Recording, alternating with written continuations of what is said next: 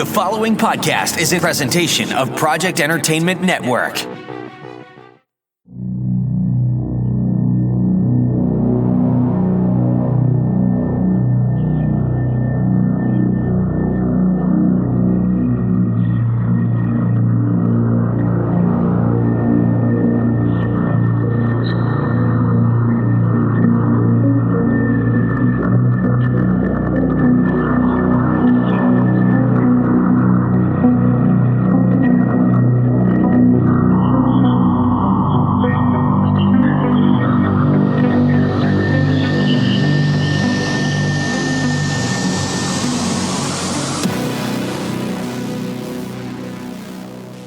Welcome to Staring Into the Abyss. I'm your host, Richard Gerlach. With me, as always, is Michael Patrick Hicks. Hello!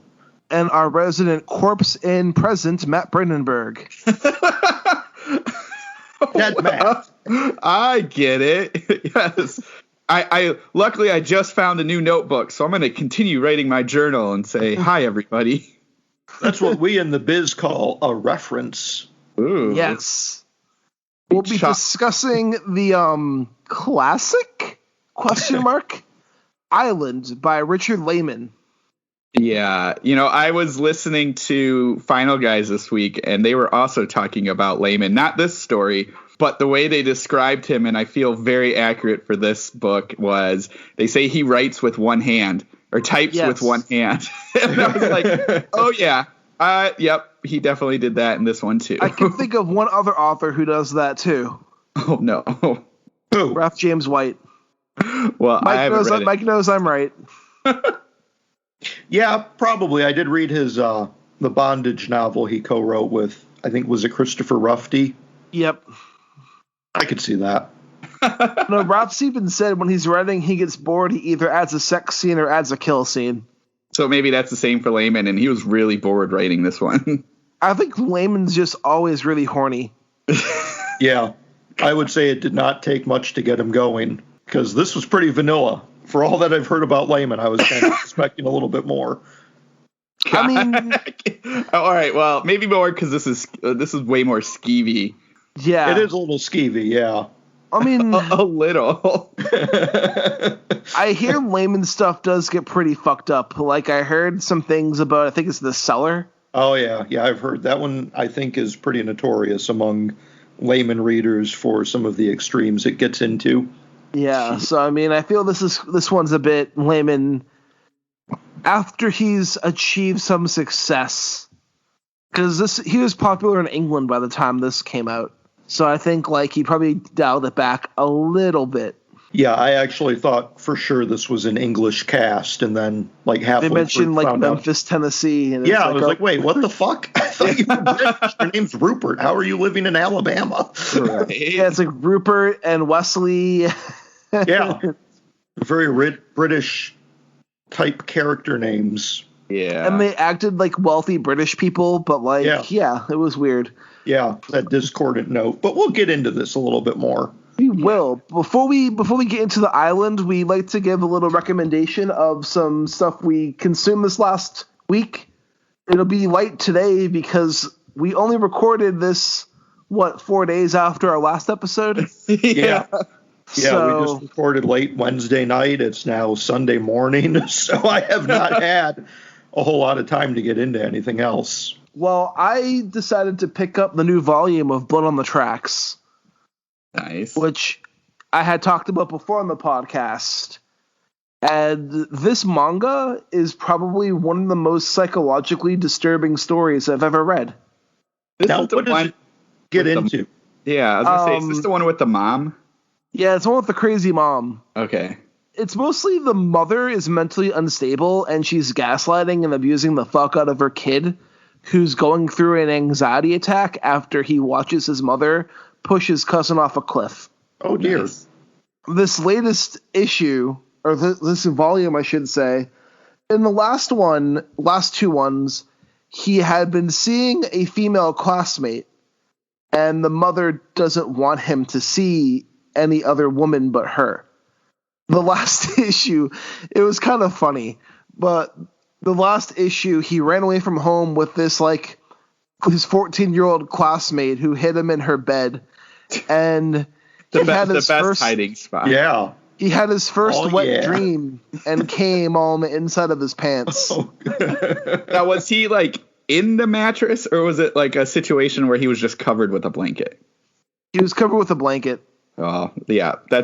I mean, nobody would suspect that lump in the mattress is a human. And hold on, wait, he was hiding in the mattress? No, he was hiding like on the mattress. Okay. Bad. Yeah. He came in his pants. If he was hiding in the mattress, then we would have like a human chair scenario, which I think would be a lot more interesting. Yeah, that would have been kind of neat. That would have been a little bit more novel for this 14-year-old girl to hide a boy in her mattress.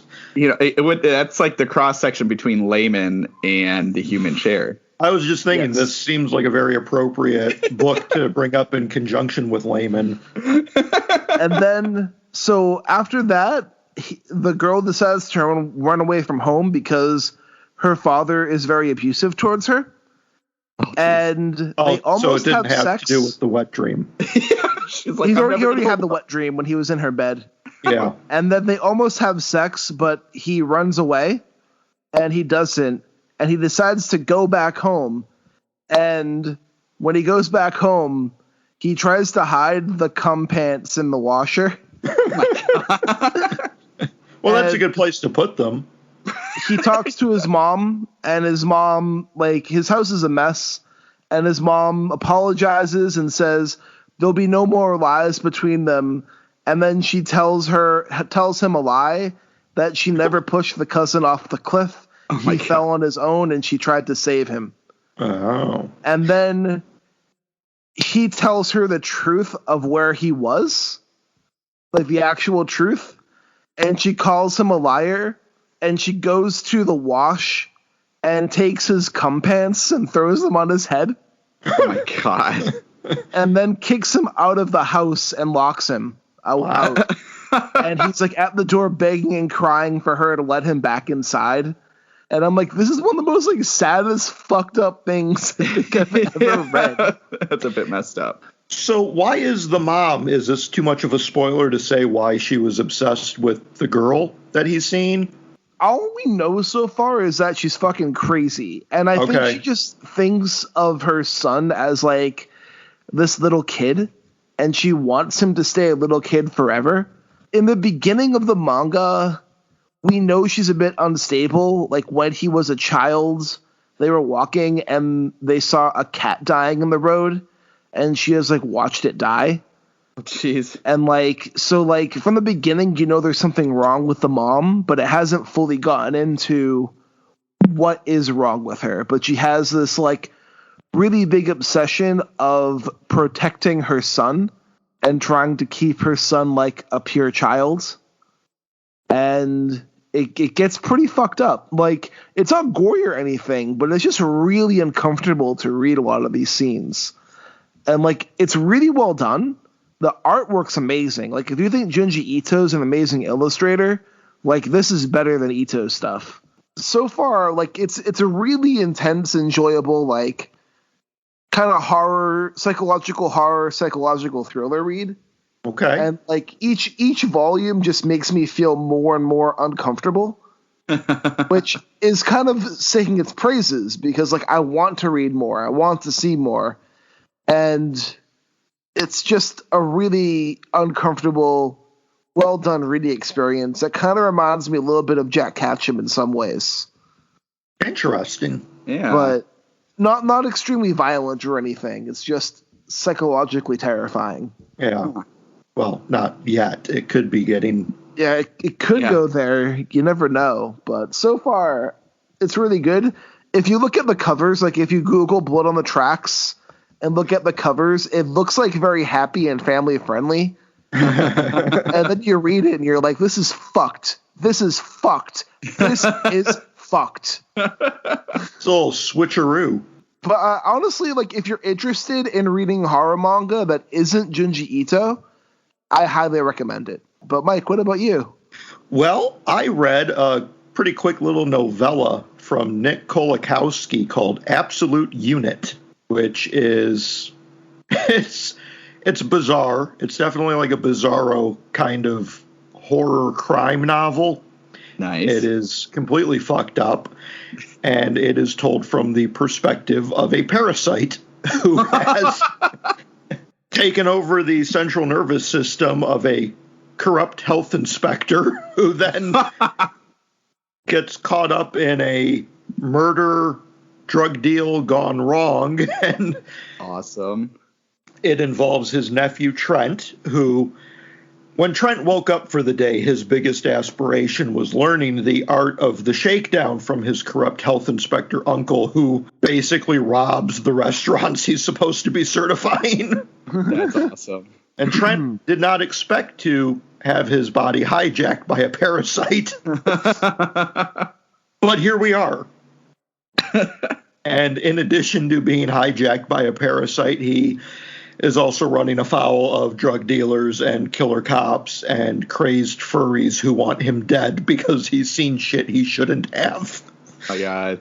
Crazed furies. I love it. Yes. So Trent is having a day. But this book is an absolute blast. It's short, very, very fast-paced. There's one complete wackadoo, fucked up situation after another. Like, you never really are sure what Kolakowski is going to do next or what is happening here or why all of this is converging on poor little Trent, but it just keeps building and building and building until you get into this crazy ending that really solidifies this as a horror story. So you've got a lot of shifting of genres. You're very much in the bizarro mode, and then it spends a lot of that time going into crime noir, and then by the end of it, it's like, yep, holy fuck, this is a horror book. 100%. So there's a lot of cross-genre affair. It's really, really fast-moving. The ending, throughout the book, you kind of get these subtle hints of the narrative's larger impact boiling in the background. And then by the time you reach the end of it, it's just completely spilling over the pot. It's just completely, it's a frenetic read. It's crazy, and it's a hell of a blast. So that is my recommendation for the week. That Awesome. Sounds amazing. It's great. I'll have to check him out. I heard good things about him.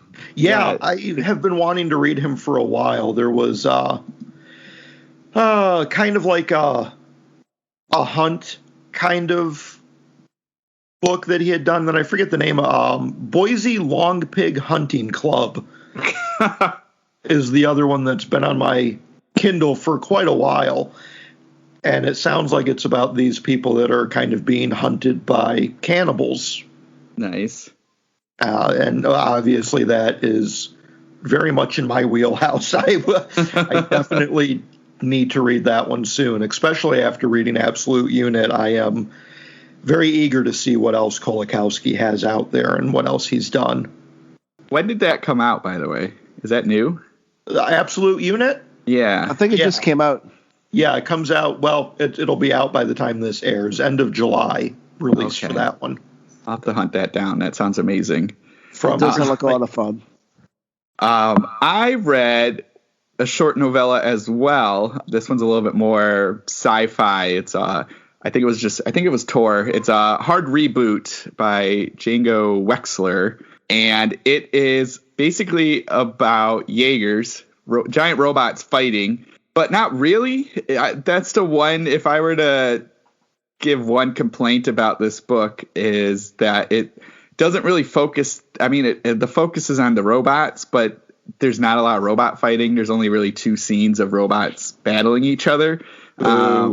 Yeah, it was advertised as a lot more of robot fights. I was like, I'm on board for giant robots beating the crap out of each other. And even on like the cover, there's a quote saying like giant killer robots and all exclamation points. And I was like, oh, I can't wait. And then you get in and it's like, oh, it's like 130 pages, maybe 130, 140 pages. And I would say like 75 to 80% of it is not robots fighting, is basically just it's a very sweet and touching love story in there, which is great. I'm all on board for that, but not when you're expecting something else. Basic concept is it's thousands and thousands of years in the future. the Earth is ravaged and destroyed, and there are, at this point, humans have, kind of populated the rest of the universe, and this giant college group is all these assistants and studying, and maybe not librarians, but like historians and everything like that. They come to Earth just for like a week or two of some research, and they kind of this company that takes them, they take them to this like robot fighting dome, and our one of our two main characters, Cass, she's there, and she gets tricked into a bet with the university's money on this robot fight, and it just so happens the person that tricked her is also the pilot of one of the robots.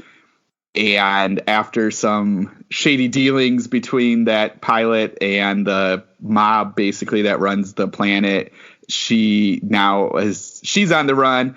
Cass is trying to get her money back and discovers that this pilot has this really old, super powerful mech, and kind of spends the rest of the time helping her rebuild it, and then them falling in love and trying to fight back against the university, because the university, of course, is maybe not shady, but kind of wants something else than what Cass thought she was there for. And, blah, blah, blah, blah. They fall in love, and then they have a big robot fight at the end. So robot fights are great. The love story is very sweet and touching. These two are slowly, different side of the tracks kind of thing, and them discovering that they kind of have similar likes, and they like each other and all that fun stuff. But again, I was really hoping for more robots. I was very disappointed that it was only those two robot fighting scenes. And the scenes are very cool. They're really fast paced, really well written, and you're really into it. Like, I wish there would have been a lot more. And this is the one time where you kind of want a bigger book. It's always tricky with kind of sci-fi stuff when you're doing a lot of world building, and they do a good job with the world building. You definitely know what's happening, and you know what the world is like, and you know what the universe is like, but you want to see more of it. I mean, there's just a lot that gets discussed that you kind of flash past because you're on this track. So I could see it having more. It ends very sweetly and very nice, and almost everything is tied up in a sweet little bow. Which, if you want a happy ending, it's perfect. But it felt a little too, easy. Like, it just sort of happens, and you're like, oh, but it felt like there could be a lot more happening there. So I don't know. It's fun. It could be a fun one to check out. Like I said, don't go in expecting this to be like a robot battle, robot jocks or anything like that. Like Rock'em Sock'em Robots? Yeah, no Rock'em Sock'em Robots.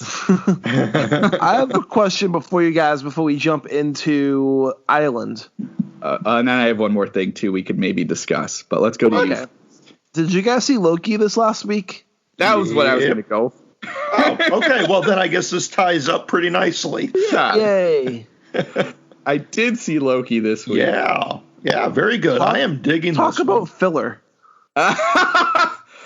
I could go either way on this last episode. It could it felt like filler to me. Yeah. I thought it was some pretty good character work. Yes, and that's where it was good character work, but it did nothing that really pushed the story forward much. I think when you're a 6-episode TV show, you have to try to balance both. Yeah, I was wondering that too. I wasn't sure how many episodes there were, but I knew it was going to be kind of short. And that was the one downside. Like, if they would have brought more TVA stuff in to help we had one line of dialogue about the TVA. Yeah. Yes. They're all variants, which I thought was an interesting development for that. I kind of had that theory, I think, last episode. Just because of the way Owen Wilson is so obsessed with jet skis, and just the way some of them acted, I was like, oh, it makes sense that they're all variants. But, I mean, it had some cool moments here and there. Yeah. Overall, I liked it. I thought it was a good exploration of the dynamic between these two, presumably two Lokis. Yeah, I thought that was I liked seeing more of our Loki developing post-Avengers and encountering what we are presumed to believe is his doppelganger from an alternate reality. Yeah. I Good thought, dynamic together. Yeah. I liked it. I think it's maybe too soon to call it filler. I don't know. And even if it was, I'm still okay with it just for the character dynamics. I thought it was okay as filler. I'm not really diametrically opposed to it if that's what its sole intent was. But I think we might have to wait and see what happens in the future episodes to really accurately determine how much of this is filler or if this is where the show might be staying moving forward. Yeah, like I felt like it is a bit. I think seeing Loki as a whole will be interesting because it does. This episode felt very jarring compared to the last two, where the last two, I mean, was so focused on the TVA and Loki there with Mobius. And I that those first two episodes, I really liked the style they were going for, which is that kind of weirdy, like bureaucratic kind of businessy thing going with the kind of a lot of retroness to it. Yeah. I really like that style too, that they were going with for the TVA. Yeah. Especially like the second episode. I mean, it felt so much, just the color, the muted colors, it felt so much like a David Fincher kind of thing. I got really strong, maybe a little bit of like Zodiac and Mindhunter vibe of them kind of sitting around. I mean, and I know it wasn't a lot of action, them sitting around and talking a lot, but I think that worked, especially if you watch Mindhunter. I mean, that's like all talking. So I dug that. And then this one, it just felt so much, it just felt more, I think you had described a couple episodes of WandaVision as very Marvel-y, and that's what this one felt. It was very Marvel-esque, which is fine. I mean, that's who they are. They're Marvel, so of course they're going to be like that, but it'll be interesting to see it as a whole, just to see what that does. I do love the concept of them. I love the concept from last episode and this one of like hiding in apocalypses. I think that's a really neat idea. It is. That's a great idea. And I think, too, it kind of had to give him a reason to go back to the TVA. Like, if he leaves and now he's stranded on this apocalyptic world that is on the brink of destruction or may, in fact, have been destroyed, we've got to have a reason for him to go back to the TVA. Like, it isn't enough, I don't think, for him to just be trapped in this position and forced to work for them. There needs to be an objective for him, because otherwise, it's like you were going back earlier. It takes away his agency if he's just kind of being shoehorned into this role. He has to want to be able to move forward and do these things on his own rather than just being coerced. My one theory I'm wondering is, because we see in the second episode that she had made all those different timelines. Yeah.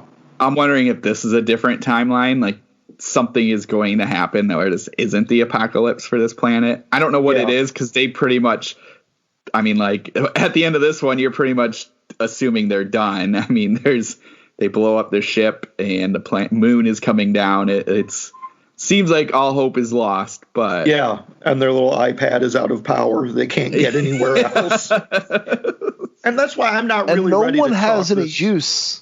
No. Yeah.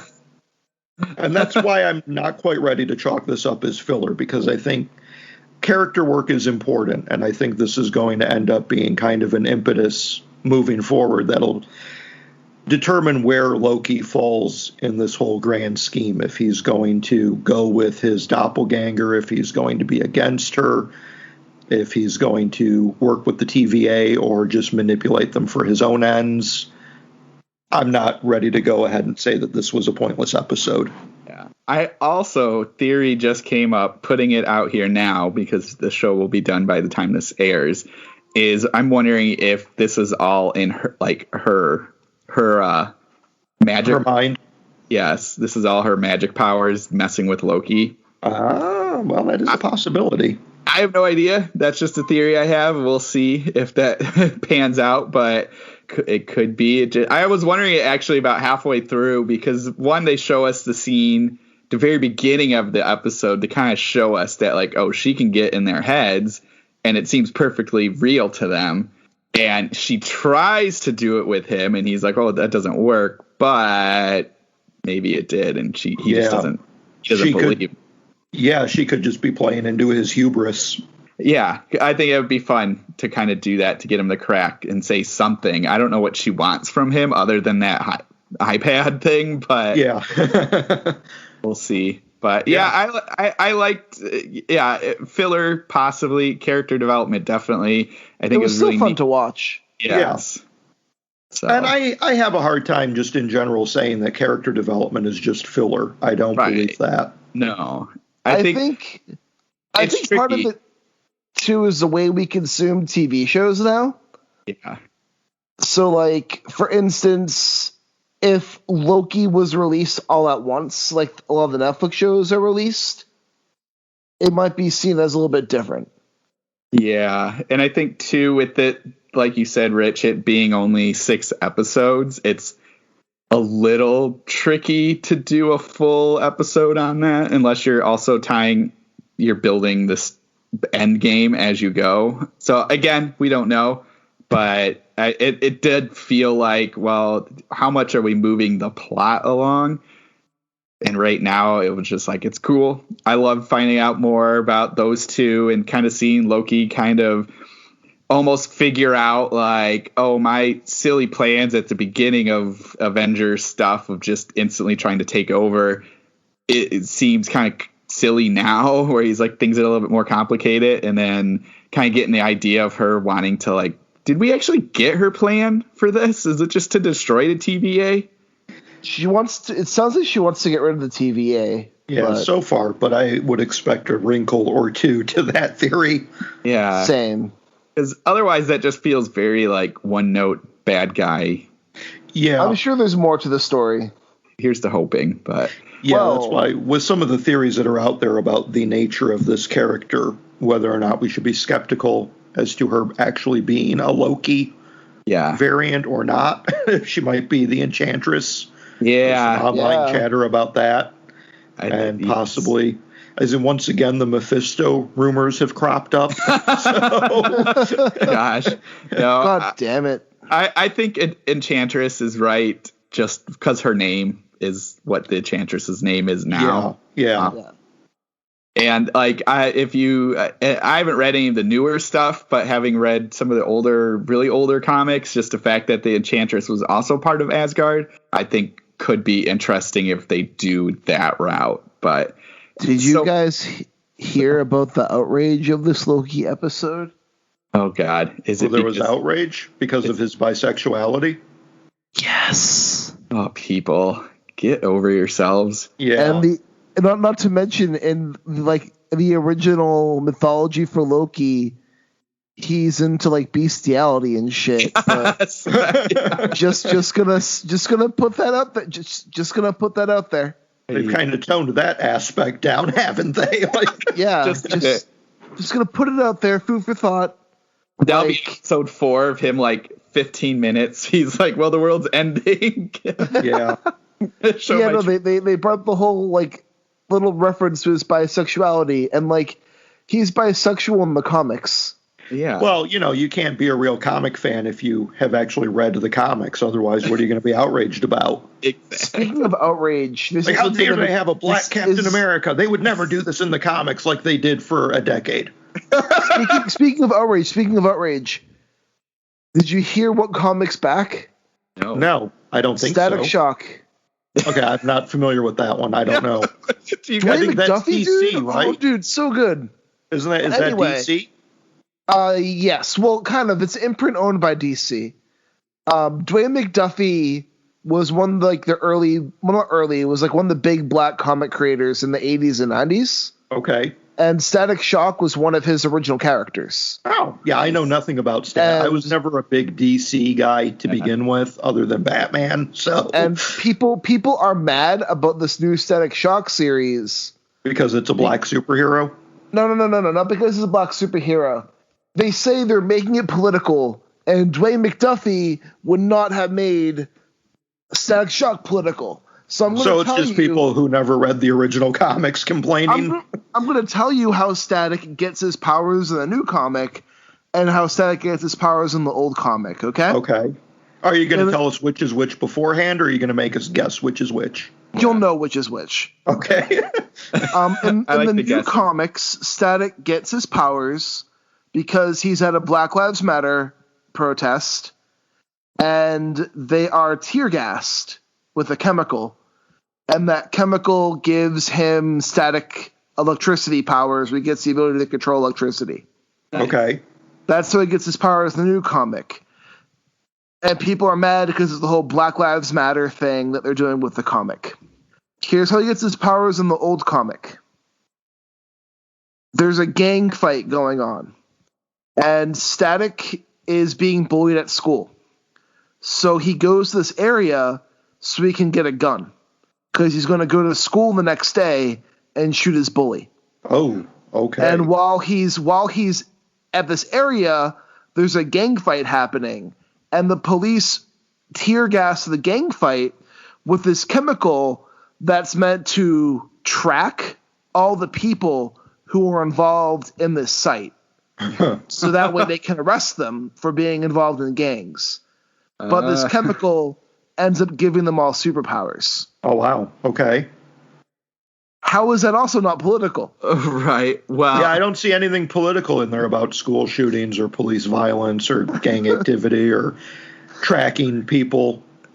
Clearly, definitely nothing political there. The people complaining, they're like, well, let's see, Black Lives Matter is for betterment and gang fights are not, so we're going to go with the gang fights because that's what we like. But it's just ridiculous. It's like Dwayne McDuffie. Fox News said.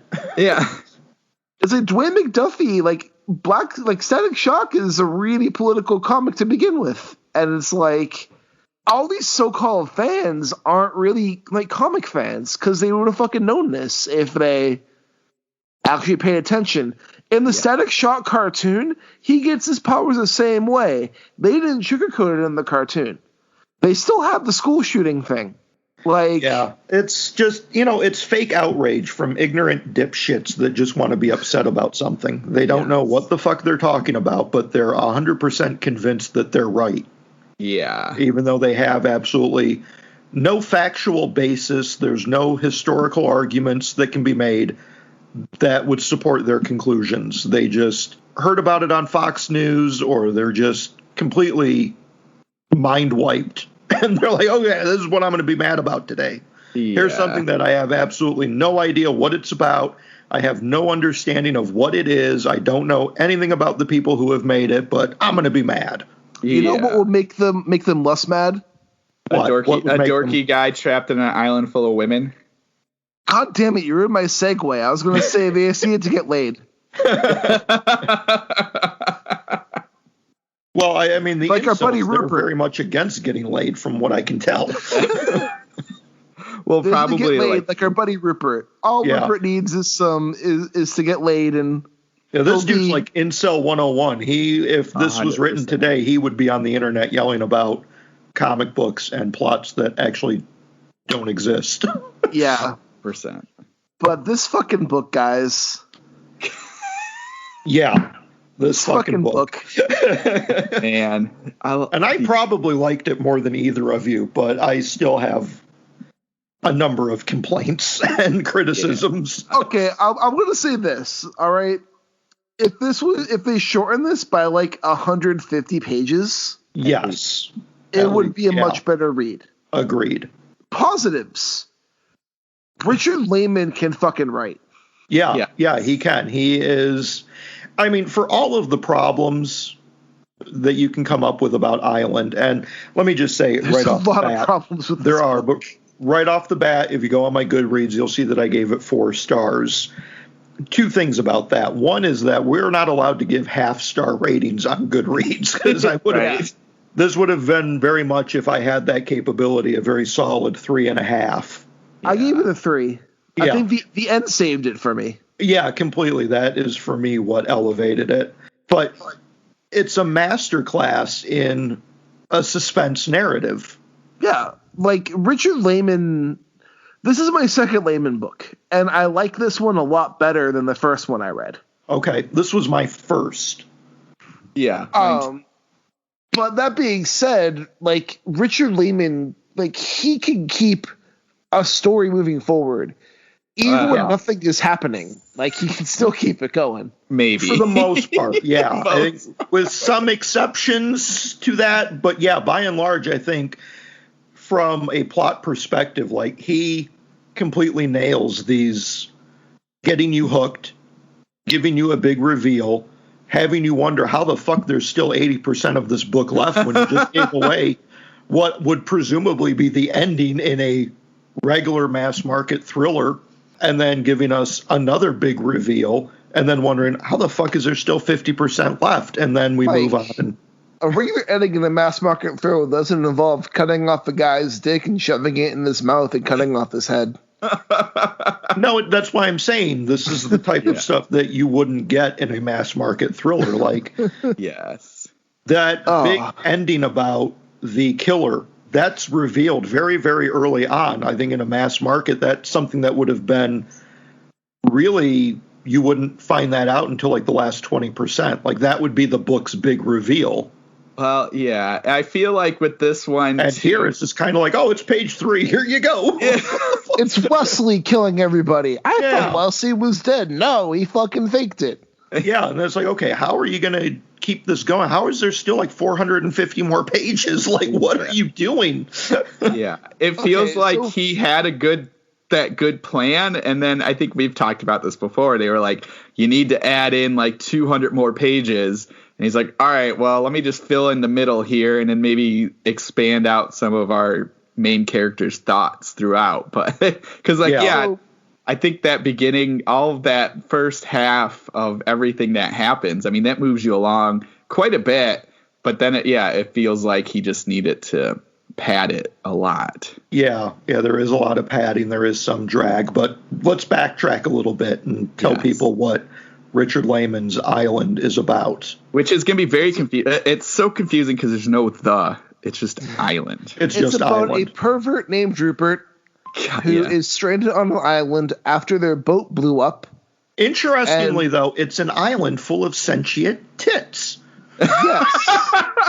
And rumps. Yes. And while Rupert should be worried about surviving, he's just ogling the bodies that are around him. Yeah. And these bikinis that are not really covering up all the bits they should be covering. Little tiny triangles of brightly colored fabric. Let's put that in context, too, because that sounds like one thing, and this is not that. This is, he's there with his girlfriend, soon-to-be ex-girlfriend, at least in his plans, and his and her family, yeah. So sister and brother-in-law, 2 sisters, 2 brother-in-laws, and the dad and the stepmom. So he's there. The dad dies in the boat explosion. Oh, the dad did die in the boat explosion. And so the dad's dead before the book starts. No, the dad's not dead. Wesley is dead. Wesley's dead. They think Wesley's dead. They think Wesley's the father was on the island with them. He's like that rugged ex-military guy who knows how to do all like the survival shit. Yes. So and does not like Rupert because he sees Rupert checking out his wife and the daughters and basically I don't even know if that's why he just doesn't like him because he's just this weaselly guy. Like I mean, there's a lot of reasons to dislike Rupert right from the beginning. Like right from page 1, this guy he's just not your sympathetic protagonist. No. If you needed a masterclass on how to make an unlikable main character, this would be it. Yes. Because right from the get-go, you do not like him because he does not, he's like ready to dump his girlfriend and he instantly is like, well, but I like her sister and I like the new stepmom and this part I'm fine with. I could stay on this island for a while just watching them. And it's just like, oh my God. Yeah. I liked how like Rupert kind of goes from thinking she's not all that great looking until he sees her like pretty much naked. And there's like, oh my God, she's like, this girl's hot. Yeah. Still not as hot as her older sister and her mom, but good Lord. Yeah. And he's 19, by the way. So he's 19. He is 19-year-old Rupert. Connie is his girlfriend, and so she's around the same age because they're both in college together. And then everyone else is older. And prior to finding himself on this island, Rupert has not had much success with the ladies, obviously. Yeah. Yes.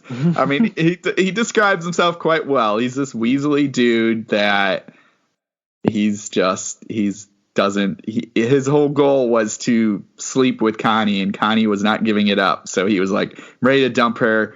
But he's basically a walking frustrated erection. Yes. And he wants to be a writer, of course, because naturally, it's a horror novel written by a horror writer.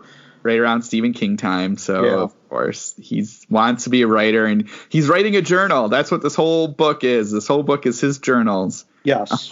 We are detailed every day of their life on shenanigans. The island. Shenanigans and everything going down on this island, and every depraved thought and fantasy he has about these bikini-clad ladies. Yeah, because it's very much like a porno plot kind of set up originally. You've got this guy who's going to be like, he within a very short time span becomes the only man on an island surrounded by beautiful women. It's like, okay, I know what you were watching when you came up with this idea. Right.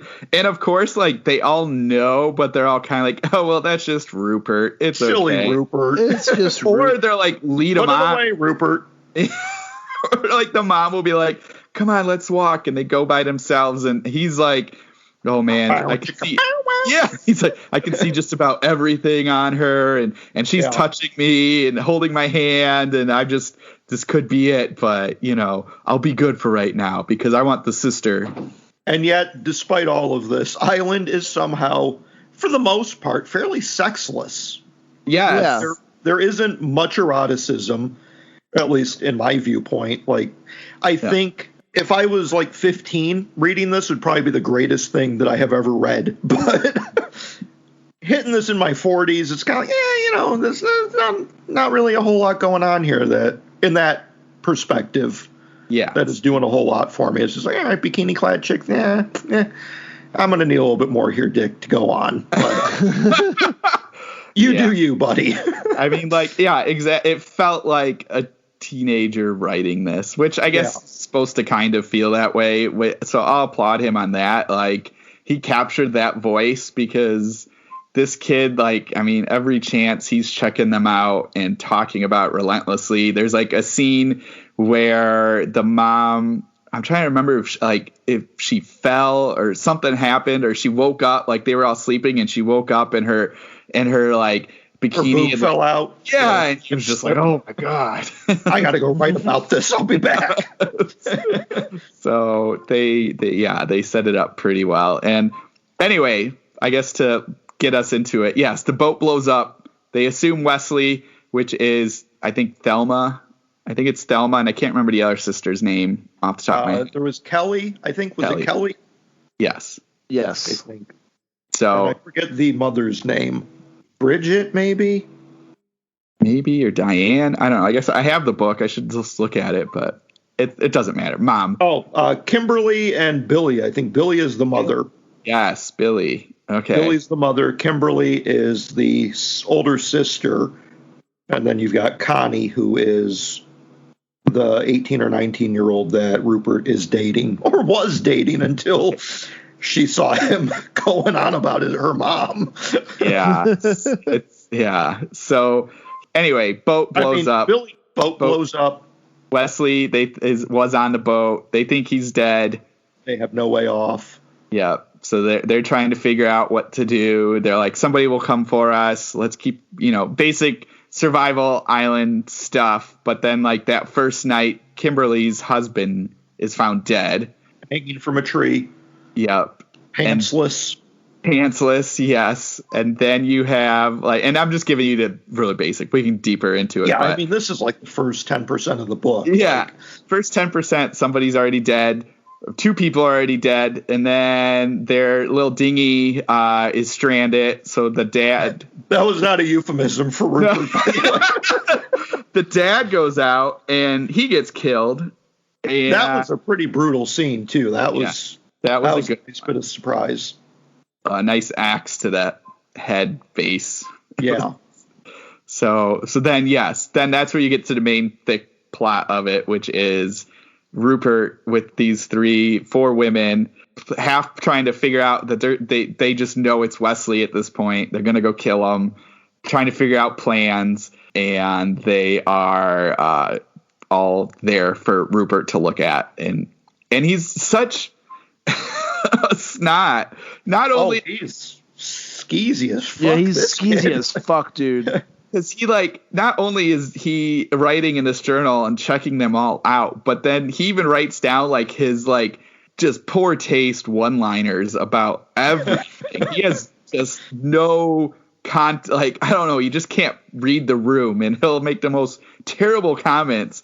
Yeah. And Connie can't stand it, so Connie, she kind of tells him off, but the other ones are like, oh, that's just Rupert. Oh, it's fine. Just skeevy Rupert. Yeah. It's okay.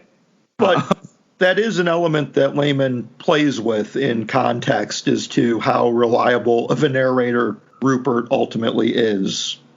So that was like a theory of mine until very quickly they exploit it. But like, they all think Wesley's there. Wesley's wife, Thelma's like, it's not him. And then they try to trap him, right? And I'm trying to remember, she freaks out and she runs away. Or no, yes. He shows up. I'm trying to remember. I think he shows up. Well, before he shows up, he kills the dad. Right? Yes. Yeah, They watch someone kill the dad. Yeah. With I think it's an axe. Yeah. Yes. Yeah, they get like very slasher movie kind of kill where the father swims out to the I get dinghy. I forget what they call them on actual ships, but like the lifeboat, basically. Yeah. And then like after that they go into like the jungle area to like to survive but also to fight back. Yes. And that's when Thelma runs away. Yeah. And then Thelma comes back later saying she killed Rupert. And she killed Wesley. And she has like a box cutter now. Well, I think what happened there, I think this is, they try to, because he shows up, Wesley does show up, and they get him almost. Yeah. They throw a couple spears at him, and then that's when Thelma runs off with him, chases after him. Right. And then then they're like, okay, this is bad news. We're going to go find him. Or, I think they were... but even before they were going to go find him, there's like a little lagoon on the island, and they're there, and a rock comes and smashes Connie. Doesn't kill her, but just smashes her. And that's the scene where Rupert's like, oh, Connie's not so bad because I can see her naked now. Right. Yeah. She's sporting a nice thong under that. Yeah. It's like, all right, I guess she's not as bad as I thought. Look at that trunk. And then that's when Thelma comes back. And this is when it starts getting even a little darker because she's like, Wesley is doing all these terrible things to me. But then at the same time, she's seducing Rupert. Yeah. Which he's all for it. He's like, oh, yeah, let me untie you. And, oh, okay, you're going to pull my pants down. I'm fine with this. And he's listening to everything that Rupert or she makes up all the stuff the dad did. So, like, she's telling him about the father sexually abusing them and making the daughters wrestle and then joining in on the activities. Which was all bullshit, but it was Thelma's way to... Well, it was bullshit, but the truth was hidden. Right. There is another little twist to that, but not from the father. No. The perspective was heavily tilted in what she was telling Rupert. Yeah. Up until that point, my theory was that this was all Rupert doing this. Because, again, unreliable narrator, like you said, I was like, he could be putting anything in this journal that we just have to believe. And especially with, I think the dad, you kind of get an idea that maybe it's not him. But with the one brother-in-law, you're like, oh, he could have, because we don't know what actually happened that night where Rupert went. And he had talked about where he would walk away to write in the journal and he would like hide in the spot. And so you're kind of getting some clues like, oh, maybe it's him. But then they reveal it's not, which is was quite the reveal to be within the first 50% of the book to find out who the actual killer is. But then also you're kind of like, well, okay. I think Laymon actually does a pretty good job of subverting expectations. Yeah. I mean, like, I'll agree with that. What I will say, we'll get to the ending. I mean, did you not see that coming? What, Rupert being like, yeah, the very end, skis at the end, like the last sentence or two. Yeah, I saw it coming. Yeah, I figured that was what it was going to be. And I'm glad that Laymon stuck with that. It does. Yeah, it does provide. Character. Yeah, it stays in character, and it provides a lot of context for all that came before. Yes. Which especially, for me, that's what ultimately elevated. It was like, okay, you had the balls to stay with this, and there's a lot of playing with expectations. Rupert is our narrator. He's the lone male on this island. I think we go into this book with the expectation that, as deplorable as he is, he's our protagonist. Presumably, we expect him to be the protagonist of the story. And then Laymon twists that on us on the end. He's like, no, this guy really is as bad as you have been expecting him. And in fact, he's worse. Because, there's a couple of scenes in that 50 to, we'll say, 75% mark. So kind of the third, 3/4 of the book where you're like, well, maybe he's changed. Maybe he's going to be the good person. But no. I mean, and even before that, you do get that hint, because when Thelma's describing everything, he's into it, and he's like, oh, tell me more about this wrestling and sexual abuse, because I mean, he doesn't say I like it, but basically he's like, oh, I'm interested in this. Yeah. And that's when you're kind of like, oh no. Yeah. I mean, he's basically all but has a tub of popcorn at the end when he's watching Thelma and Wesley rape another girl that they have kidnapped on this island. We find out that on the other end of this island was a home that has been there for quite a long time, and Wesley and I don't think Thelma might have been involved at that point, but Wesley had discovered it and killed the owners, the couple that had lived there previously, and locked their daughters in cages so that they could toy with them as the days went on. All of that, so a couple things with that. One, we get very clear, because the question that everyone probably listening or who haven't read this is, it's why wasn't that the first thing they did, was explore the island? Because I had that. I was like, and they sort of talk it away, well, we know the killer is out in the woods, and so let's not go do that. We got to stay here. And then when Connie gets hit, they're kind of like, oh, well, she doesn't want it. We can't move her. But yeah, I feel like that would have, because they even mentioned at one point, they're like, well, what if this isn't even an island? What if this is a peninsula? And so all these things that you would, I mean, I would hope that you would try to do is see where you could find all your resources and see where you're at. And even at a point where because it is an axe, they're like, well, where did he get the axe from? Because we didn't have one on the boat. So you kind of have that. And then they kind of come up with these crazy theories of Wesley planning all this, because he was the one to plan this anniversary trip.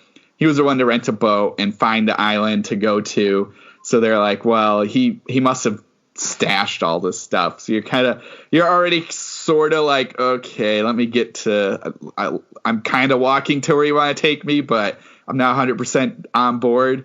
And then you get this island just happens to have an old zoo and gorilla sanctuary and the gorilla cages. Yes. Yeah. And so then you're like, okay, that's even, I'm almost there. Okay. And then he just somehow Wesley was able to get in and kill these people. And that stuff, on top, I love the idea of a survival island story and somebody being there, 10 Little Indians, Agatha Christie kind of thing. Yeah. I'm on board for that. That's great. Give us a skeevy character. Perfect. But then when you start getting into like this perfect hideaway that this psycho had or can find, you're at that part, I was just like, what is happening? And then like find out like I think he reveals his plan, or like they guess. I can't remember there at the end. Like Wesley's like was planning this from like even before marrying Thelma. It was like he had like the island, not specific, but he had this plan for years. And yeah, like, he's been plotting this out for a while. He had found out about this island in an old National Geographic article from like a World War II survivor who had like set up a sanctuary for the gorillas on the island, and then it ended up being vacated. The gorillas died, and he ended up leaving the island, and this other couple bought it. So Wesley has been plotting this for quite a long time. Well, and even before like that, he was like, I guess, like looking at abandoned towns and mountains. He's like, I'm like, wow, you need to get a hobby. And I'm just, well, that was his hobby. I guess. I mean, this guy was dedicated. I guess he was. He was very much. He's very much a psycho killer. Like, I mean, there's not a whole lot that you can rationalize this guy away with. Like, yeah. And like this was his mindset. Yeah, he's fucked up. This was his plan. This was for him and Thelma. This was date night. You know? God. Yeah, and like Thelma thing was interesting because like you can't 100%. She wasn't fully. I mean, she wasn't part of this plan until she made herself kind of part of this plan. Yeah. So like but she was. I don't think she was totally into it, but she was into it because she was into it. Right. Okay. So she was into it. So I guess and by the end she was very into it. Like, yeah, she was enjoying that shit, dude. She was a very active participant. He still didn't like her. He didn't want her to. Like he didn't. The initial planning of the island stuff, that wasn't her. He wasn't involving her at all. It just happened when she showed up, and then he was like, "Well, since she was here, it was an extra person to help me because you guys got me in the ass and got me in the chest." So but to not make it seem like she was also into it before. Like I think he revealed that he was kind of into this Sato stuff before, and she was fine with it. I think, is that right? I think so, but it's been a few weeks now since I've read this. I'm not gonna lie, I kind of skimmed the last like 30% of this book. After a while, I kind of got tired of all the like descriptions of like the mom and the sister and him just paragraphs of checking out their ass and their breasts, and I was like, okay, yep, I get this. With his hand on his pants. That could have definitely been trimmed. I don't think we needed updates every single chapter. What about when he peed on Thelma? That was brilliant. So yeah, let's that was great. That was hilarious. I read that, and my first thought, I put a note in my Kindle. I cannot wait to hear Matt's. Let's step into that real quick. So through a series of events, he is by himself. Thelma tells him she killed Wesley. Thelma runs off at some point. I think she runs off at some point. Well, this is at the end. He has snuck into the mansion. Well, yeah, I know. But I kind of, because like there's the whole like, you want to give like a whole synopsis? Well, I just want to get into that because I think that helps a little. Okay, give us the context. So they think Wesley's dead. They find a body in the crevice. Wesley and Thelma attack. Not just any body. They find Matt. Well, at the time, they don't know it's that. They think it's Wesley, and they're going to go down and verify because they're like, it could be him, but we don't trust him at this point, so let's go check the body. They get attacked. All the women get taken away. So now it's just Rupert. That's when Rupert discovers, this is not Wesley. This is some body that I've been laying on for 3 weeks, or a week or whatever it is, because that's when we get these weird dreams. There's at least like 2 or 3 dream sequences in this book that don't give you anything. They're just there. Yeah, there's a lot that could have been. Yeah, you could have cut out quite a bit here. Yeah, so that's when he eventually is like, well, I'm going to keep exploring after like contemplating suicide multiple times, but not being able to do it. And that's when he starts referencing the women as my women. He's like, I got to go save my women. I can't leave them here, which is another big hint of what he's thinking and who he is. That's when he discovers the mansion. Yeah. And then that's when he sees this really horrible scene with wrestling again. 2 girls that aren't part of his group are there, and they're young, and it's terrible. Like, it's a rough scene to read, and like, you just, because you know what's happening and you're seeing it through him. And again, it gives you character because it's perfect opportunity for him either to break into the house to do something or anything, but he sat there and like, we don't see it all. He just says like, I was there for 2 hours watching it. And you're like, dude, really? Yeah. And you're admitting it in the journal? It's like, come on. Well, it's his private journal, dude. Yeah. So then that's when we got to go get to the cages, because he doesn't go up there till after the cages. And he shows up at nighttime when he's super creepy about it. Yes. And group of cages, he finds the 2 daughters that were living in that house. They're both like 14. And again, dude, I don't understand where Laymon was going with this, but like these 2 twins, they've been there for like a month. It's been like a month of him doing this to them. They've been there for a while. However people can handle that situation is great, but these 2 seem very glib and like whatever kind of thing about this horrible situation they're with. And this is our life now. Yeah. And so like, you're not getting, I mean, I guess I'm not, however people handle that stuff, that's great. But in this story, it felt very off. Nonchalant. Yes. Just, like, and they're talking like, they're like the comedic duo, these 2 back and forth, and you're like, you've just been through these horrible situations. You're in freaking gorilla cages. I mean, you're naked. You have no clothes because they don't want you to have clothes unless they're going to dress you up as schoolgirls for their weird fantasies. And they're whatever the 2 Muppet names are, those 2 old guys from the Muppet. They're just back and forth having a grand old time. One of them is starting to touch Rupert. We don't get the full touching. That comes later, but enough where you're like, okay, again, this is a little odd. Why are they like touching him and holding his hand?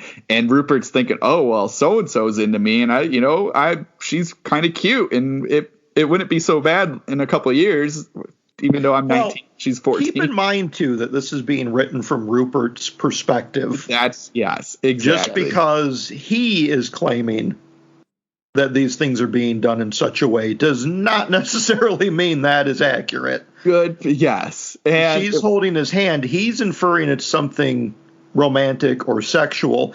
She could just be, I've been stuck in this cage for a month. I can finally have human contact with somebody normal, because she doesn't know Rupert and is just presuming like this is the guy that's here to save us. Right. But I just need some comfort, some hand to hold through this dark night. Right. However, her and her sister, it could just be one of those circumstances like this is the only way that they can cope. It's either laugh or go insane. Fair, all fair points. Yes, this is them compartmentalizing, and yes, because they've been through the ringer. They have been through so much trauma over weeks. They don't have any other choice. What are they going to do? I give you that. However, counter arguments is the next scene with him by them on the cage in the cages.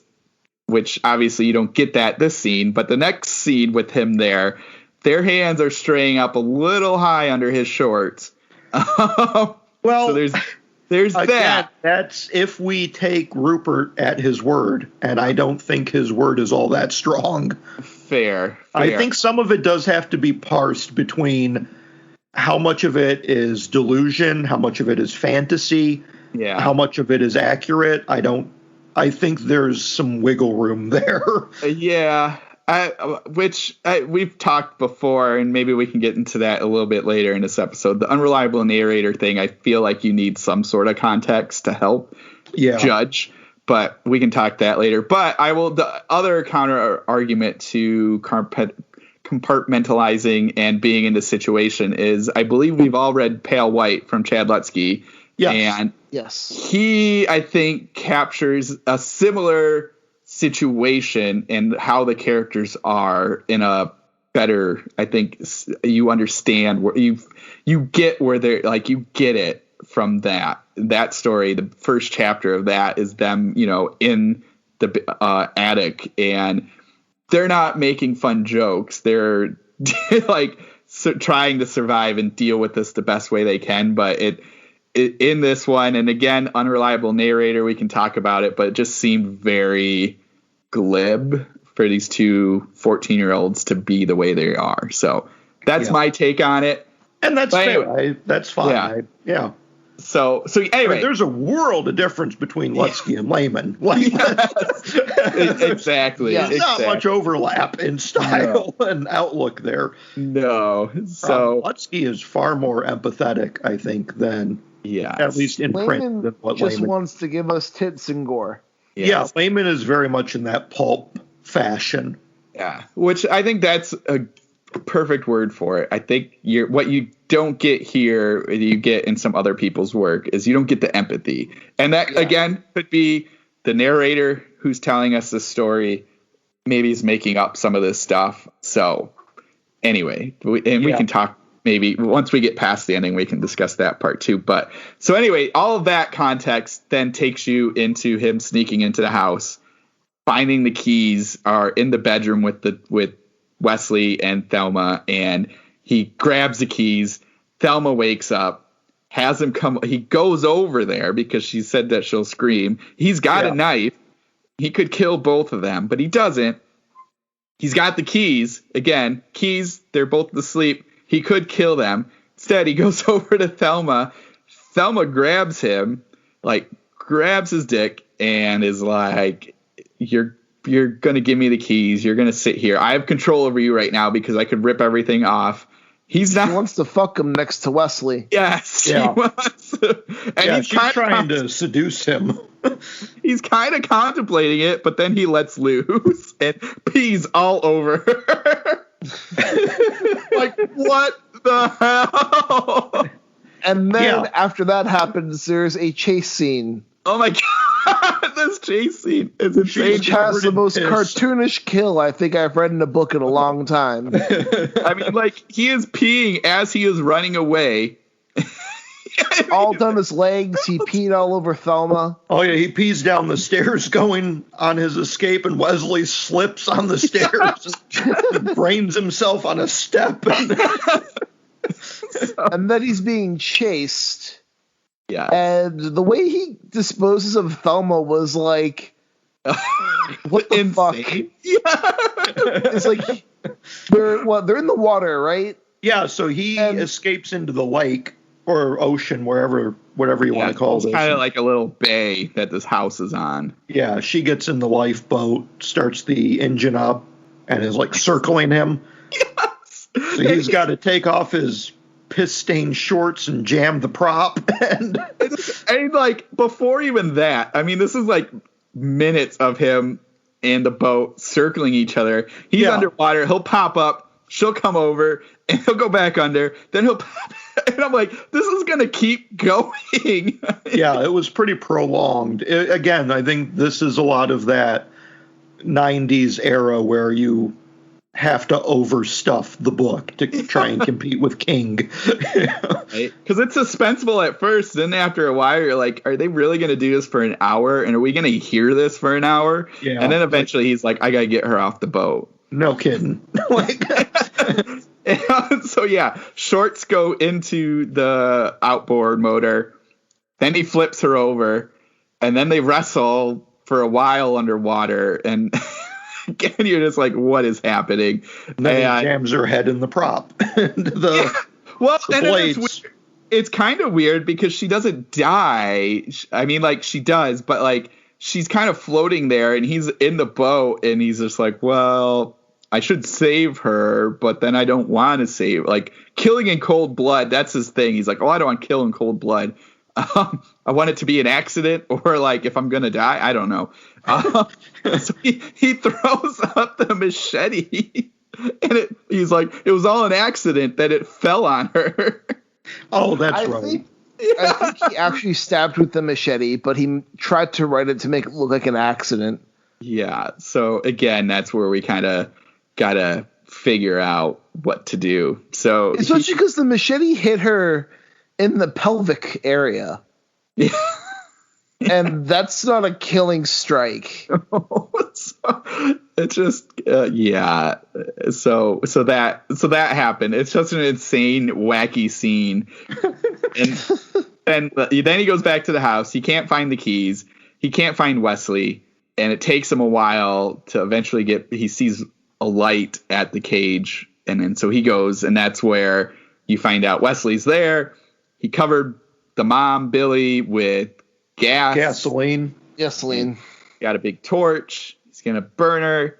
He's hanging out with the twins, and that's where we get the short scene where, depending on your point of view, that's either happening or not happening. And so then he's got sort of a plan that he's going to try to get Wesley off the cage. Connie's insane. So you got Connie. We haven't really talked about her, because the other three are in the cages. Connie's just lost it, and she's just. That's like kind of what I think you would see a little bit more of. She's naked. She's jumping up on the gate, trying to get Wesley. Yeah, she's been completely broken by all of this. Like she's not in a good headspace. No. So through a random series of events, they get Wesley down and chained up, and then that's when we get this intense torture scene where you get to kind of see where Rupert now his headspace is. He's like slicing pieces of Wesley off, and then eventually jams the penis into his throat, and then his face, and then kills him. Yeah. And somewhere along the way, Wesley kills Kimberly. I forget how that went down. Like there's like a chase across the top of the gorilla cages, and she grabbed him. He fell. Somehow he had a knife or something, maybe. Yeah, he got the straight edge razor from. Somehow he has a knife. She grabs him, so she's kind of hanging upside down at the top of the cage, holding him, and he stabs her, and she falls and then cracks her head open. Yeah. Okay. Yeah, it was something like that. Just sounds right. I couldn't remember crazy, and that's how Rupert gets Wesley. Yeah. Is through that, and then that's when they chain him up. So for all of the objectification of the women via Rupert, I do appreciate that they weren't wilting flowers. You know, they were very much women who did not need Rupert to save them, by and large, until like the end point where they're locked in cages, and then you kind of do need some help. But Billy and Kimberly, they were fucking smart. Like they were on to Wesley like right from the beginning. Like as soon as shit started going down, like the boat blows up and people are dying, they're like, "Oh, it's Wesley. Here's why." Oh yeah, and they totally knew it was him. Big breakdown about everything they know about Wesley and his relationship with Thelma. It's like they have this ironclad case and reason to suspect Wesley, and they were smart. They had this whole thing figured out from the beginning. Yeah. Kimberly is a badass. I mean, she goes through the jungle hunting Wesley. Like she's determined to kill this guy. She's got spine, and she finally, unfortunately, when she dies, but she does kind of get what she wants out of it. She's able to attack him and really put some damage on Wesley, which was one of her big goals from the beginning. Yeah. And then we get the glorious scene where he kills Wesley after torturing him. Yes. Like cutting off the skin under his arms and shoving it in his mouth. Yeah. And then cutting off his dick and shoving it in his mouth. Yeah. Feeding and Wesley. then cutting off his head. It was like an all night kind while of his affair. dick is still in his mouth. Yeah. It was not Rupert's dick. Wesley's dick is still in Wesley's mouth. Yeah, Rupert Yes. is I need still to gonna clarify eat that. his- Yeah. Yes. Rupert's not cutting his anatomy off. No. And then I can't. Then after that, he has sex with the mom. Yep. Still in the cage. And the sister. Oh yes. So that's where then we get the very end where he's washing them because he can't get the cages open. They're gorilla cages, so Right. not easy to open. He hasn't attempted to find the key. Well, yeah. I was going to walk into that one. He says he can't find it. He's like, Wesley lied. It's not where Wesley said it was. Because Wesley said it was under the mattress. Couldn't find it there. So he's like, I'm sorry, girls. You're stuck in these cages forever, but I'll take care of you. So he's washing them. They put up, made the cages as much of a home as possible. He's still having sex with them through the cages.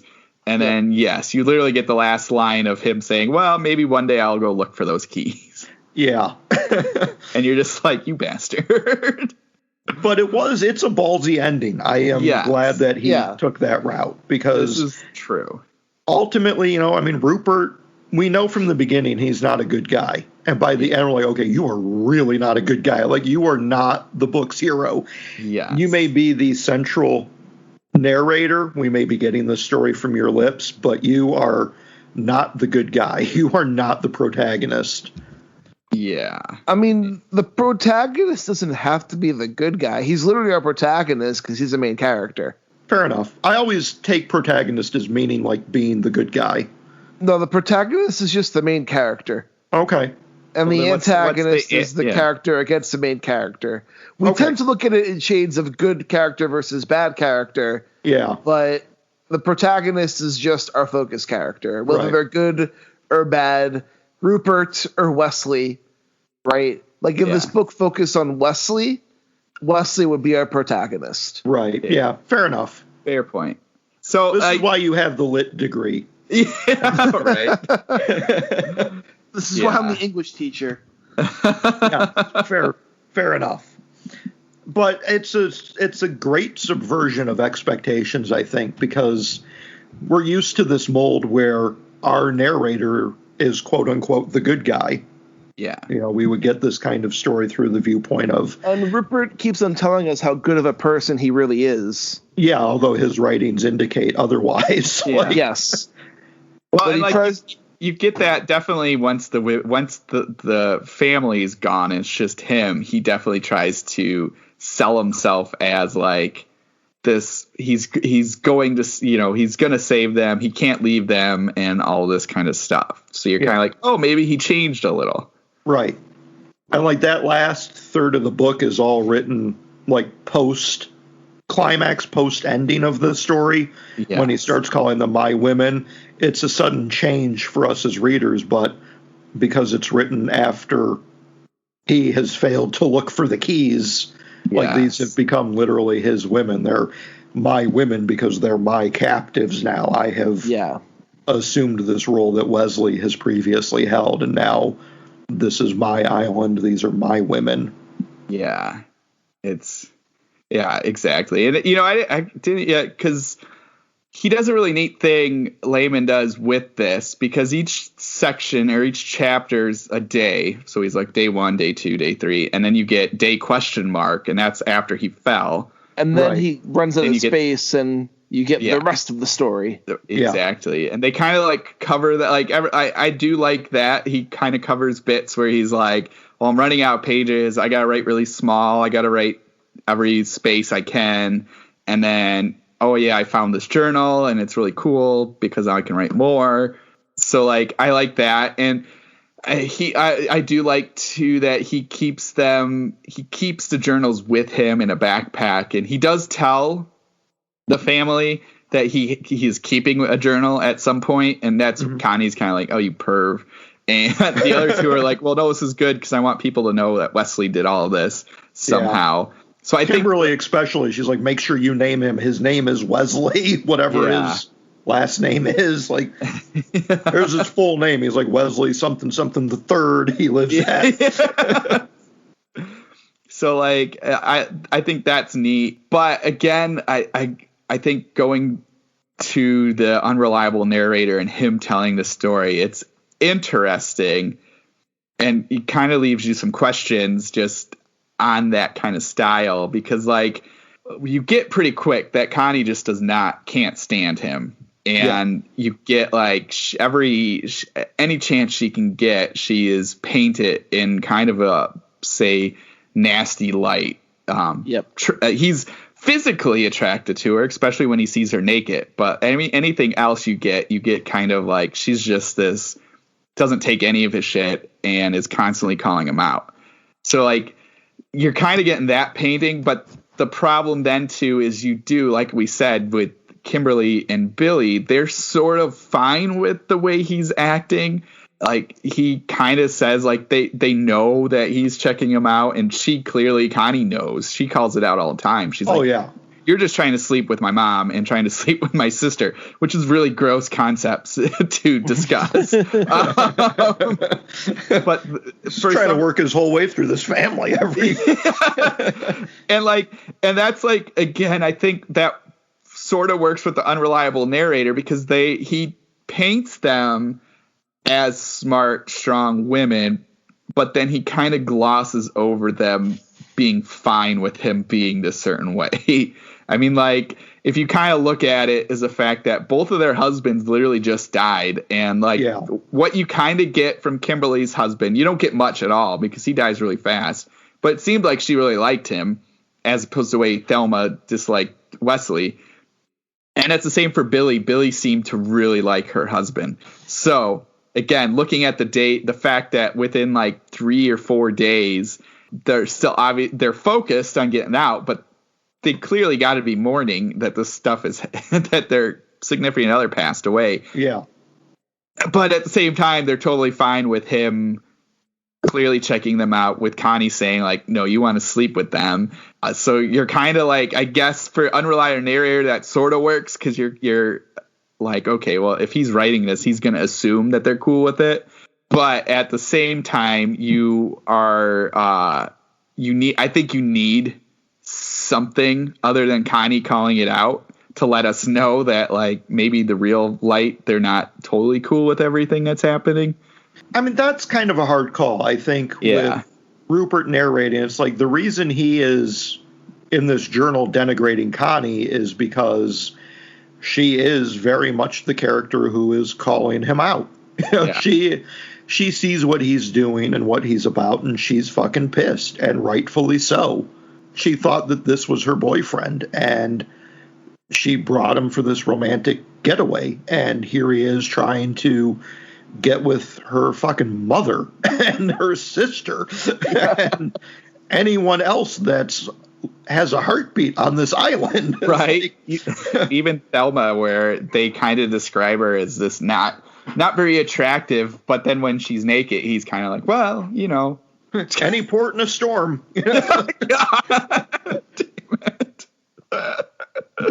Yeah.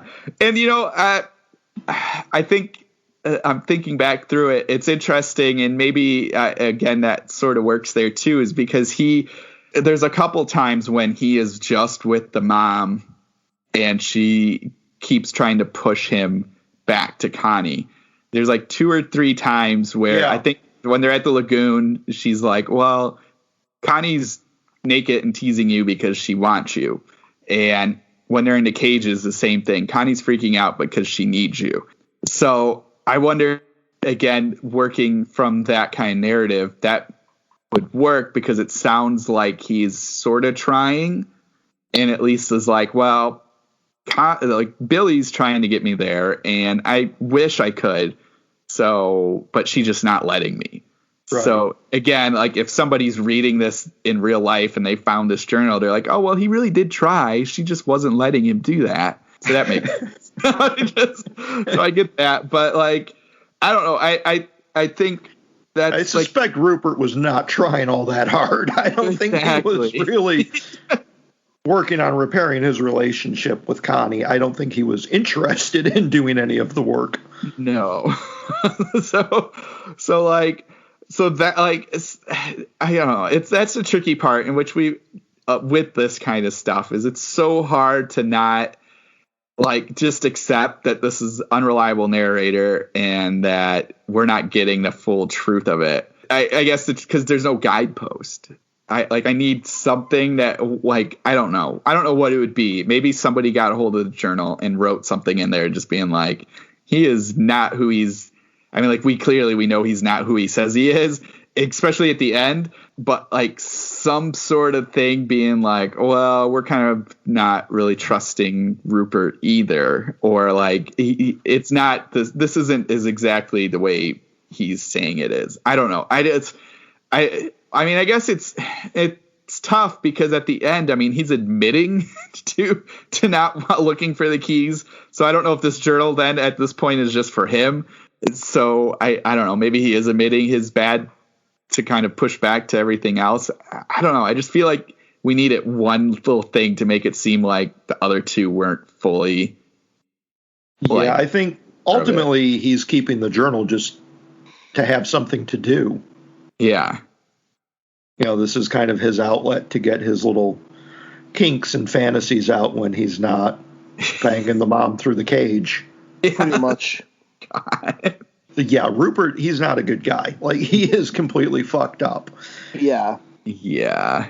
And I can't help but wonder if some of this was like meta commentary, because we know that Laymon was very heavily criticized for his depiction of women and his focus on TNA and writing men that were not very good men to begin with.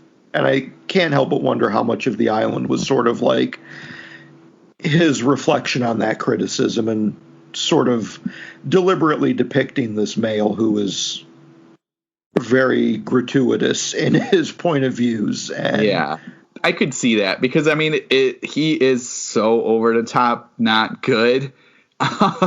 Yeah. So I could see that being like, oh, you want to see me write somebody like this, then I will. And I mean, that's just my feedback as like a very first time Laymon reader who has, I have not explored nearly enough of his canon to be able to make that determination. But yeah, when people are constantly going on about, well, Laymon just writes, he objectifies women, it's like, yeah, but that's also in keeping with Rupert as a character. He is a 19-year-old hormonal douchebag. Like, this is very much the hormonally drunk teenage mind of a male. I don't think that it's completely out of place. I think it is overdone, overly gratuitous. We don't need literally every single chapter to be an update on Billy's bikini and all of the excessive examinations of these little triangles of fabric that are covering them.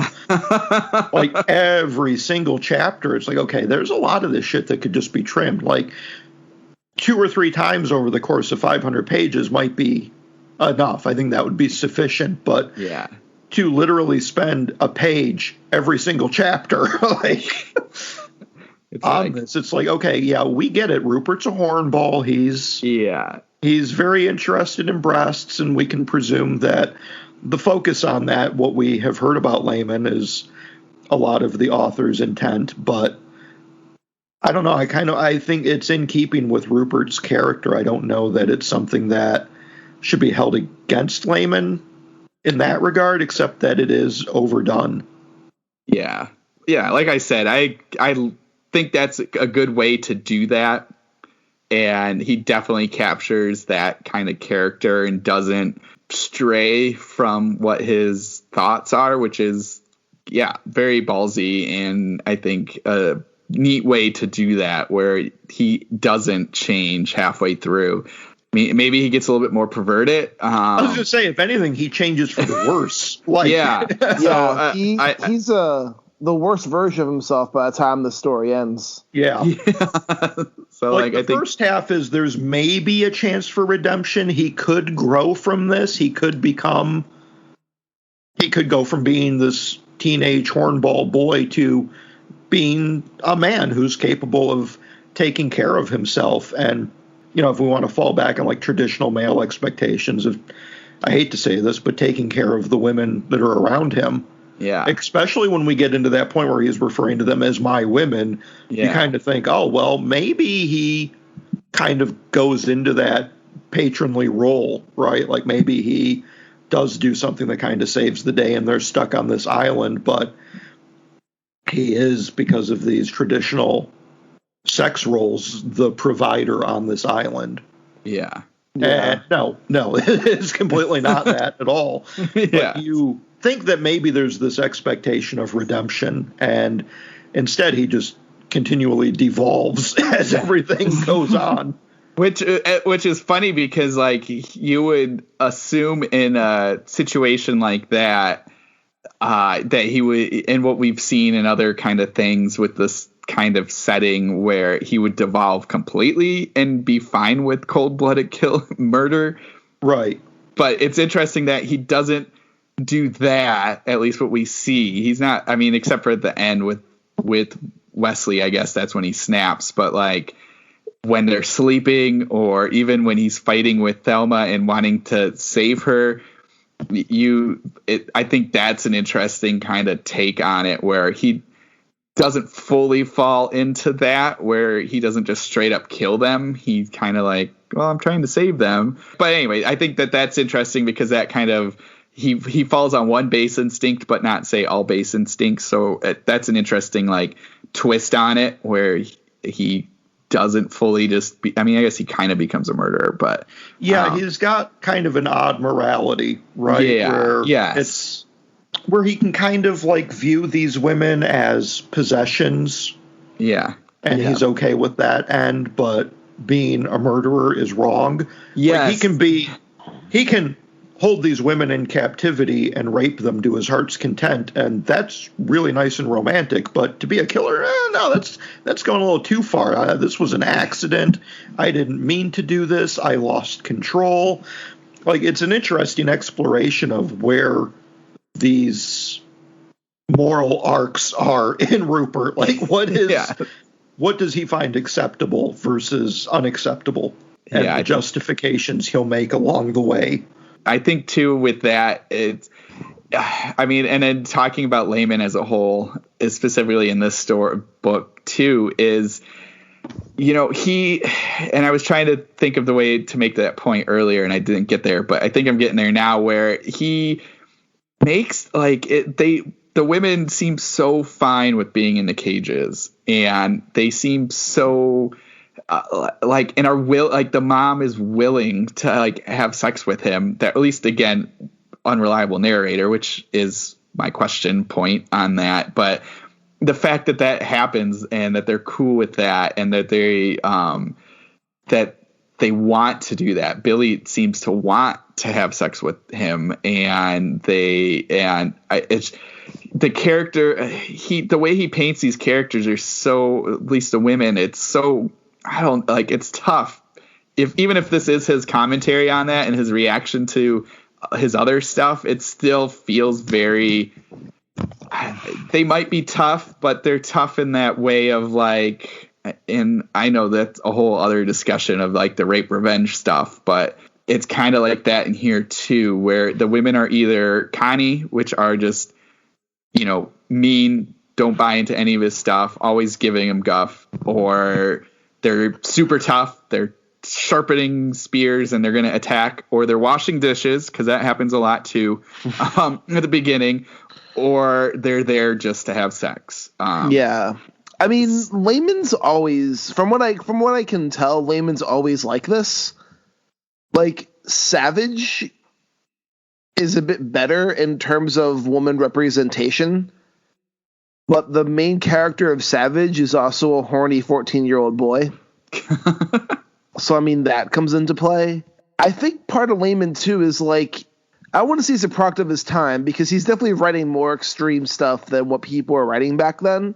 Yeah. But he had a lot of proclivities. Proclivities? It's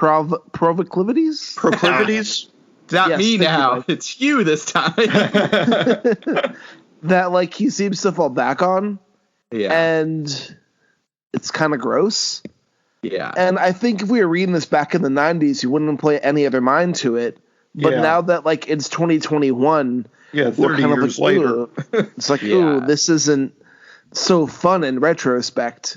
But it's Yeah. also hard to read it and think that this is an endorsement of Yeah. these viewpoints. Like I don't think he's endorsing it at all. Like I never got the impression of reading this that Laymon is like, yes, Rupert is the ideal man. This is what we should aspire to. It's like, no, this is, in my viewpoint, very much a condemnation of this type of masculinity. This is bad juju. Yeah. Like, Laymon wrote fucked up people doing fucked up shit. Yeah. Yeah.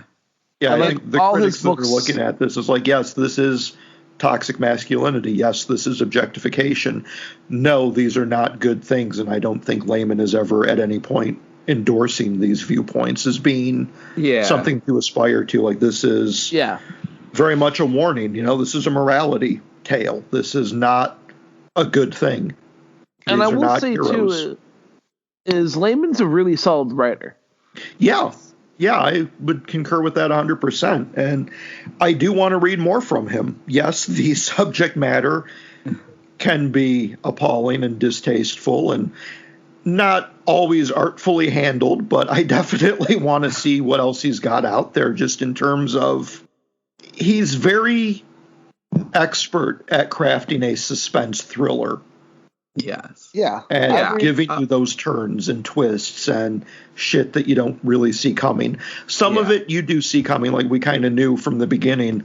And I think there's even one point in Rupert's journal where, to paraphrase, he basically writes, well, I could be anything. I could be the bad guy. So why not be the bad guy? It's like, okay. Yeah. So this is where it could be going, maybe. And then ultimately it's like, oh, yeah, he's the bad guy, 100%. He definitely adopted that role. But there's all those twists and turns with Wesley and Thelma and the back and forth dynamics. I have a question, Matt. Yes. Will you read more Laymon? Maybe. I mean, yes, he did a great job. Suspense. He did a great job giving us main character that is not likable, but you still want to find out like what's going to happen. That was awesome. The suspense is great. Like you said, Mike, the twists are surprising because, like we've said, a lot of them come so quickly that you're like, where is this going to go? Yeah, like there's a lot of like endgame kind of twists that come up. It's like, oh, shit, this is like stuff that would normally be reserved for the finale, and you're dropping it at 20%. Like, what are you going to do for the next 300 pages? Yeah. How are you going to sustain this? And somehow he does. Exactly. So that is all cool stuff. I would be interested in reading some more. So maybe. But next week we'll cover The Cellar. Oh, God. One thing I did want to say before, because I know we're getting ready to kind of wrap up, is I would love to see, because we're seeing a lot of these really awesome books by female authors coming out. Manhunt, I think, is one example. And I think there's a number of, what's the unnerving one that just is coming out? I can't remember what the Camp Neverland, I think. Oh, yeah, Camp Neverland just came out. Yeah, Lisa Quigley. So what I want to see is, in the vein of those books, a sequel to this where Connie and Billy and the twins break out. I want to see that. That could be a novella because, again, this one probably could have been a lot shorter. But I want to see that because at the end, just the fact that they seem to be all fine and accepting of what is happening and that they're all literally in cages with this person washing them and feeding them and this guy taking care of them. I want to see a sequel. Somebody write a spiritual sequel where they break out. Yeah. They take their revenge because I do not think any of those women are cool with this. How about this? How about on Sunday we do Camp Neverland for next episode? All right. I'd be down for that. Yeah, I just got it the other day when it came out. It was magically delivered to my Kindle thanks to a pre-order. Yay! Yeah. So why don't we take a look at this from another perspective? Yeah. I'm excited to read Camp Neverland. I've never read Lisa Quigley before. Well, I'll tell you what. I read Hell's Bells by Lisa Quigley not too long ago, and that was like instant fan. It was like as soon as I was done with that one, I pre-ordered Camp Neverland because all right, perfect. I definitely need more of this. I am hooked. Perfect. And she's got a book coming out from Perpetual Motion Machine in the fall, so she does. I'm very excited to see what she does with Max Booth III's imprint. Yeah, I think that would be awesome. I love that because I need that after reading this. I think it'll be a nice palate cleanser. It'll be a nice palate cleanser. It's much quicker paced. You know, Laymon, this was 500 fucking pages, which is a lot. You know, there was a lot in this book that could have been trimmed out, and I think it would have been an amazing novella. It would have been a great regular novel of like 350 pages. Yeah, I agree with that. But this is the time period where King was turning out doorstopper books one after the other, and horror marketers were like, "Oh shit! Well, yeah, you got to turn in 100,000 word minimum, and you've got a right to that." I remember, like Dean Koontz writing in the same period. There was his book Dark Rivers of the Heart, which was great, but in like the middle of it, there's this 100-page drive through a storm in the desert. And it's like, this does not need to be 100 fucking pages. You could have lost this completely.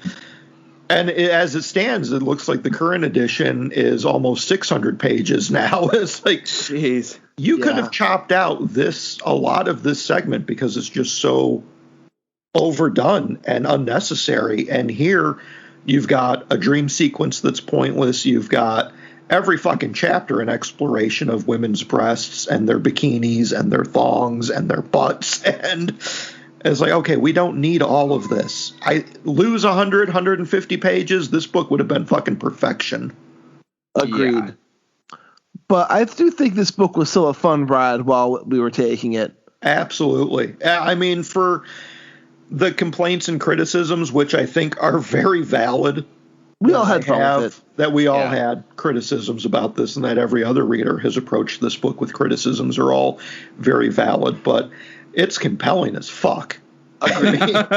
This is, it's pulp. It's a page turner. Yes. It's very much so, and it's a wildly subversive page turner. Yeah, so definitely. I had fun. I thought it was a really, really good thriller. I think there was a lot that could have been improved if 90s publishing had been a smidge different. Yeah. Well, I'd say this was a good recommendation for our podcast. Yes. And despite my complaints, I still by the end had fun with it. I gave it 3 stars in total. Mm-hmm. Yeah. And I definitely read more from Laymon. Yeah. I'm very curious to see what else he has out there. I'd say I'm looking forward to reading Camp Neverland for next week. Mike, where can our listeners get in touch with you? They can find me on ye old Twitter at MikeH5856 or hit up my website at michaelpatrickhicks.com. And Matt, what about you? My wife and children screaming in the background. No worries. I get it. I am also on Twitter at BrandenburgDM. And Matt, do you have any new stories or books out that you are failing to promote? What are you hiding from us this week, Matt? I got a Pulitzer Prize, an Academy Award. Did you see the trailer for Halloween Kills? I'm in that movie. No, nothing new this week. All right. Well, you can follow me on Twitter at Rudy53088 and be sure to give our podcast some reviews on all the streaming platforms. We want to spread that abyss around. Yes. Do it. And you have any new releases we should know about? No, I still have my Beyond the Triangle Okay. and Dark Words, Great. which you can purchase on Amazon. Yes. And make sure to follow our podcast at Into Staring and give me a follow at Rudy53088. And this is Richard saying, keep staring. It's Bazong, the weird and wacky fiction podcast. With me, your host, Mr. Frank.